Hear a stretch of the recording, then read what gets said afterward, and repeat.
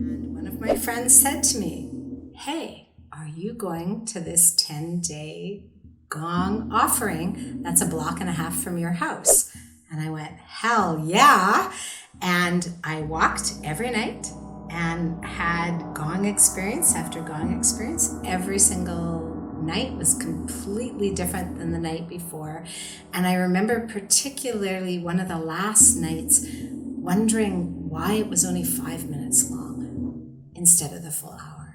But it was the full hour. So those were my first experiences in the Gong field, and just really dropping deeply into my own experience as the Gong was resonating in the room. And that completely had me have a knowing that, yes, that was also something I wanted to add in my sound field, for sure. I shifted from playing in bands, and I was invited to a gong bath. And when I went to this gong bath, I didn't know what to expect. It was in Regina. It was at a small little studio downtown. And so I laid down and I just sort of sailed away. And it was the very first time in my life that I experienced something through sound that was different than when I listened to or played in bands. It seemed like I was around my body. It didn't seem like I was like fully in my body. It seemed like I was around my body. There was a sense of disorientation. And that helped me with my growth as a person, as a spiritual being. It helped me see something about neutrality that helped me drop misunderstandings that I actually had about life. So for me, that was a really profound experience, because I didn't realize that it was my relationship to that thing that I was trying to orientate around, right? And so whatever that thing was, it was neutral. It was just my relationship with it that was creating some type of upheaval in my life, right? But it wasn't like that with the gong. It was neutral. So I saw that I was able to take that, like the philosophy that I've heard from one thing, no 10,000. And so I took that philosophy and I applied it to that. And so for me, the Gong has been a great catalyst for me as a person's experience transformation.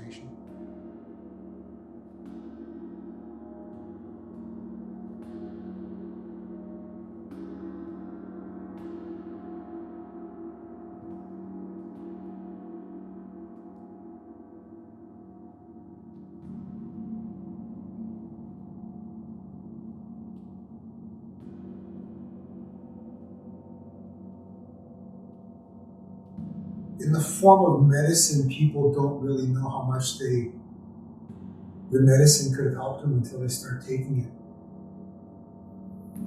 And for a long time, men have been taught to not show things, feelings, emotions, thoughts. And,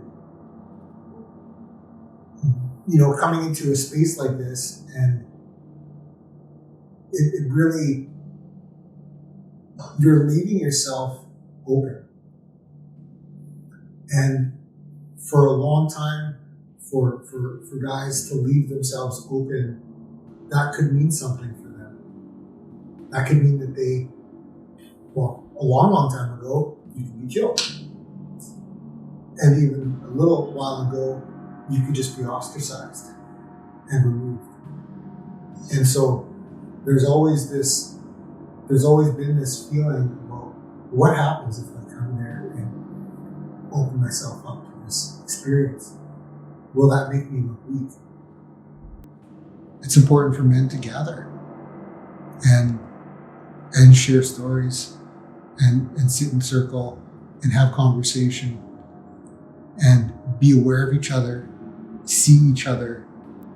As someone that has sat in many different men's circles, it's really easy to fall asleep at the wheel if I'm not sitting with other men that help keep me awake. And so something like that on a regular, consistent basis helps mental health. The more that men are able to become in touch with themselves internally, the more that they're going to be able to process the external world in a way that they're not experiencing it and seeing things that are making them become passive because they actually think the thing that's outside of themselves is the issue. When it's not, it's what's happening on the inside. And again, that's what sound shows me, is that all of this is external. Like all of this is very external. But what happens when you lay down in a gong bath is it becomes internal. And that's where the work is done. That's where we travel great distances. I can travel in a vehicle from Regina to Calgary and not really travel any distance at all inside of my body. But I can lay down for a gong bath for half an hour and I can travel vast distances in my body.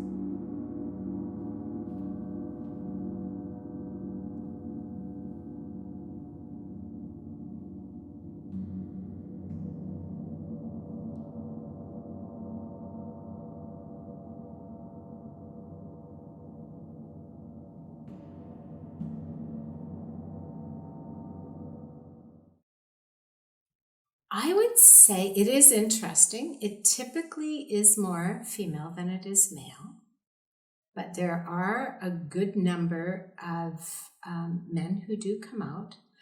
I find in terms of age, it's quite diverse, and I have more and more people asking if it's okay to bring their children because they're recognizing stress and trying to figure out ways, how do we support our children when they are dealing with anxiety and stress? And this is a great way to help people learn how to regulate their own nervous systems. How wonderful that doesn't matter how old you are, people are still looking for ways that are natural to help support our journey as humans, because it can be challenging. Right. So when someone says, I'm going to go to a sound bath for the first time, and they come in and sit down, they're shocked when they see this, right? Because they're like, what is this? And then they hear it, and they're just like, oh, some of these gongs sound like jets taking off, For thousands of years, the gong has been compared to the sun. And the sun is like fire, and the fire burns up everything that we're not. And so, getting too close to a fire can feel provoking. And so, when I've been in gong baths and I feel provoked, for me, there's something there that's working itself out. It might not look like much is happening. It might look like a bunch of people are laying down. Things are being worked out. Because I've had requests for people to just do loud gong baths, right? Would you do one that's just super loud the whole time? And, I saw you at that one gong bath. It was way louder, right? And so it's like some people really want it loud. And I've had people also come up to me and say, I really loved the way that you played that so subtly. It was just what I needed, right? And I think part of being a facilitator is being in the space that you're in, being in the space that you're in, being with the space that you're in, and being with the people that you're in the space with, and seeing them and connecting with them. And while all that's happening, there's some type of understanding that's being created that I'm able to play in. Things are stored in the energy body. Things are stored in the muscles. And so there always seems to be at least one person that has some type of remembering or some type of recollection that comes up from 20 or 30 years ago that they didn't even remember happened. And they then know, well, that happened. Interesting how that kind of shakes loose. With the way that people are positioned with their feet facing towards the gongs, the sacred sound follows this natural way through the whole body, through the feet, up the whole body, and through the channels and out the crown. And so it's no doubt that sound just sort of penetrates through the whole system, and what is stuck gets shook loose. When people are relaxed, some type of healing occurs, some type of way people are able to connect to their own innate well-being, and what doesn't want to stay there anymore from that place of zero give just sort of finds a way to slide out.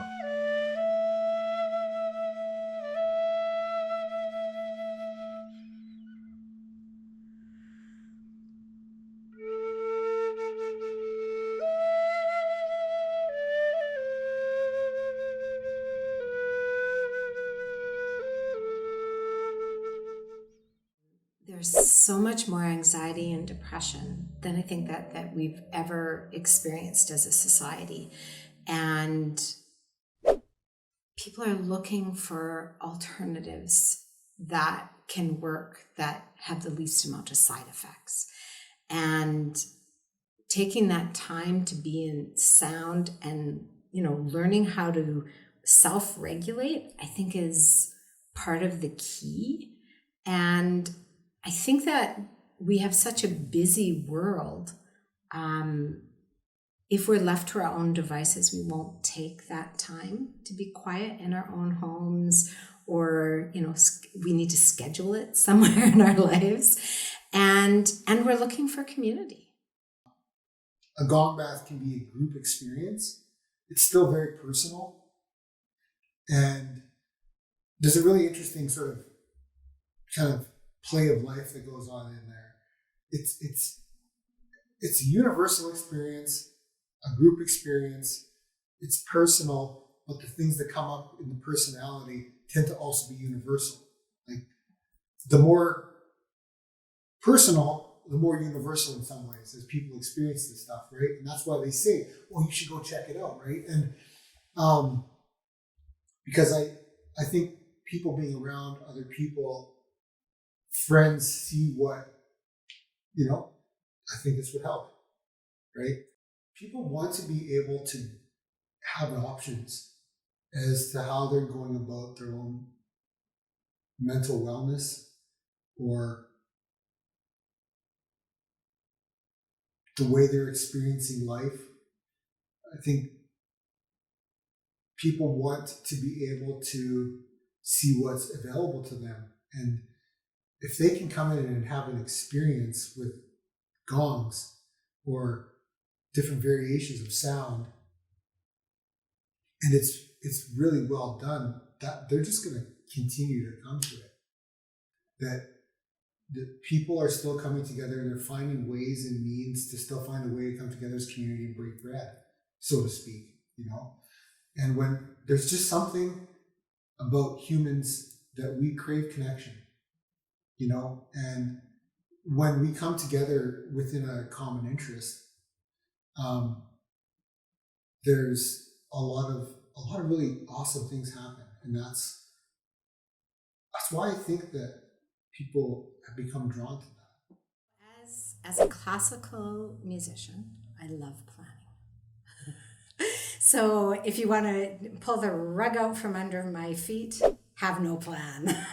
So those are things that I would say, as a classical musician, coming into this style of sound field, there's a lot of unlearning that goes on. So I've spent my entire life learning many different processes around how to express music.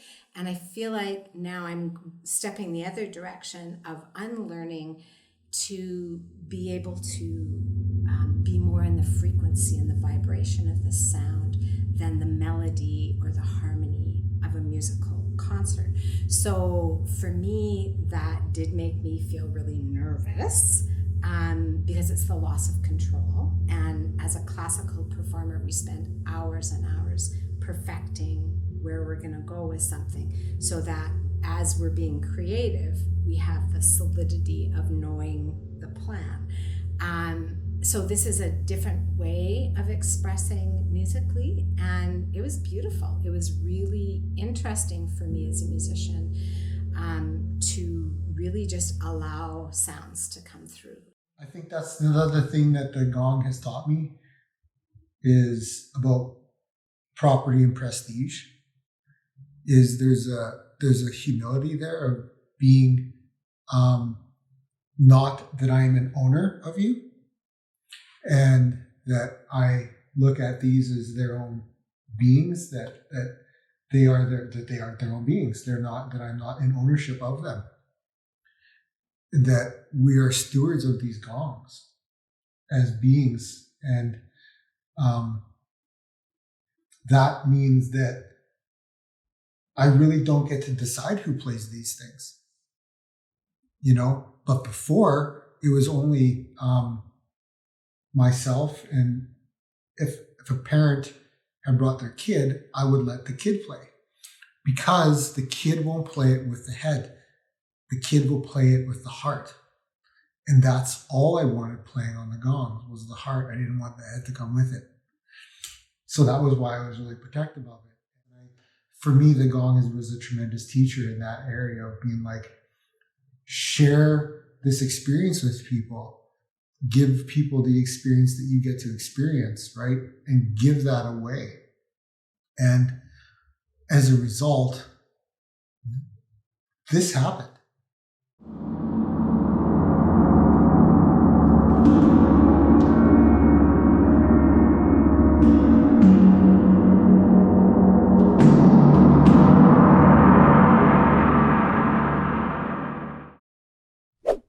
The gong has a tremendous ability to be able to help create presence within the person.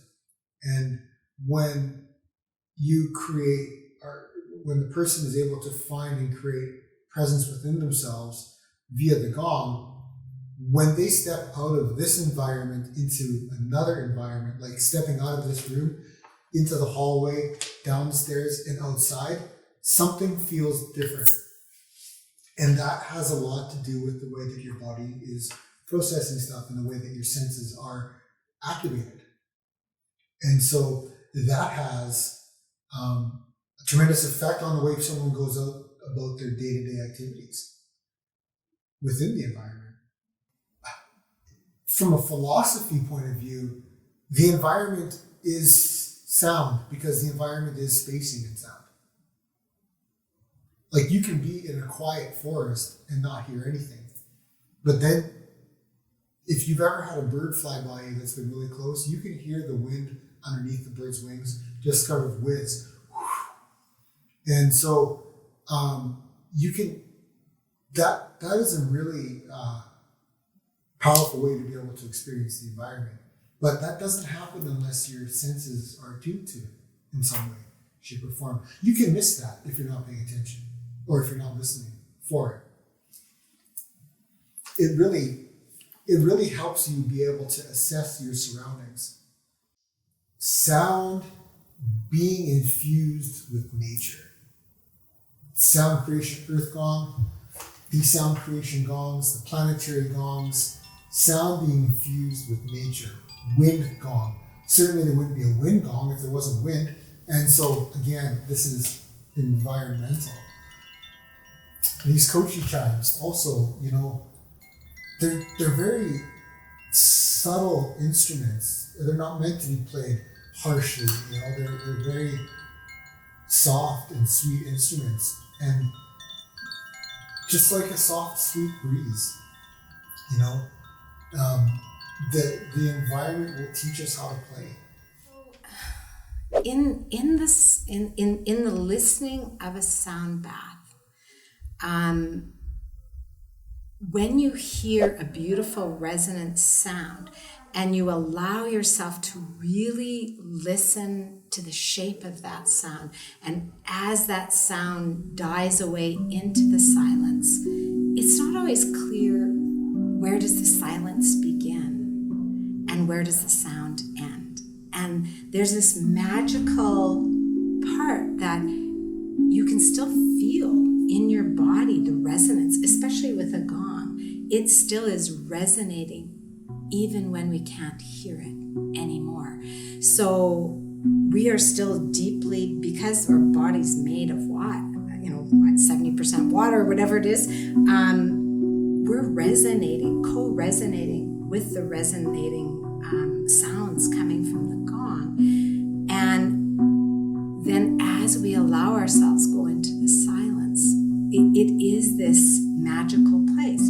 And it's something that we're kind of missing in our day-to-day lives.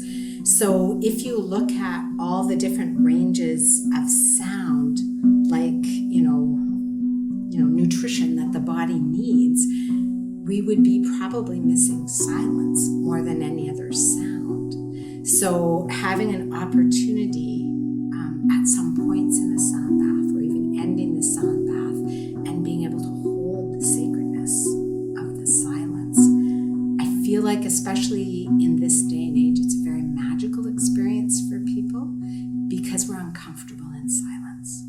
And so what we set up in a sound bath is, it's usually a soothing sound that will take you out to that place of silence.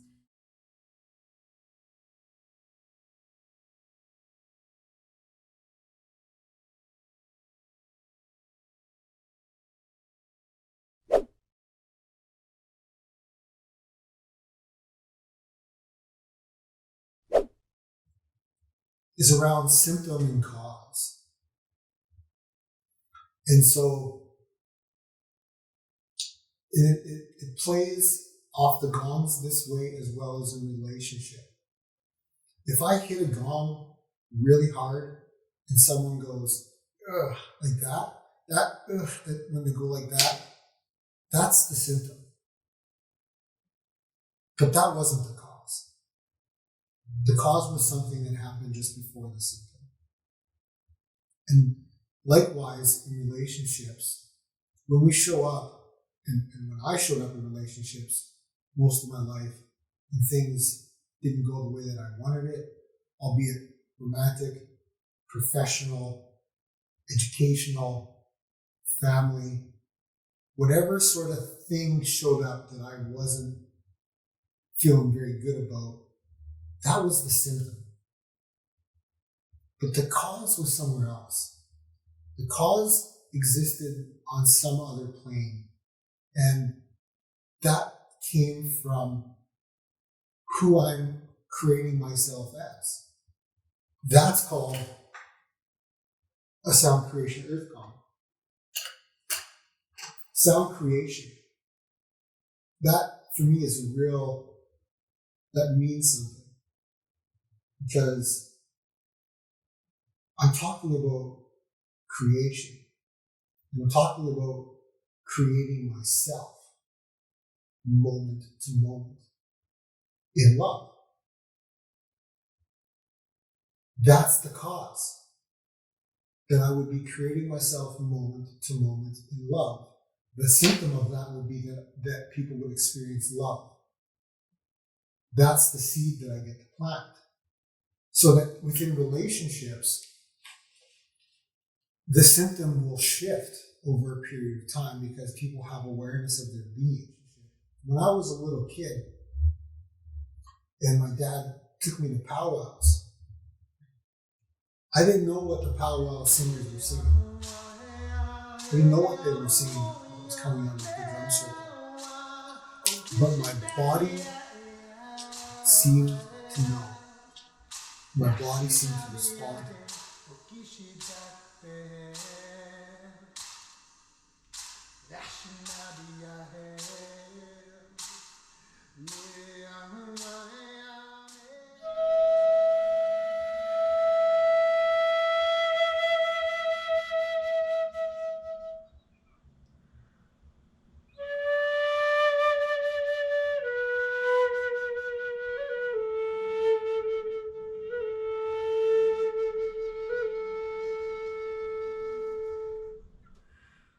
I just invite people to just try it. It may not be for everyone, but if you're open to learning in any experience, it just opens up something that you may not have realized you will really enjoy.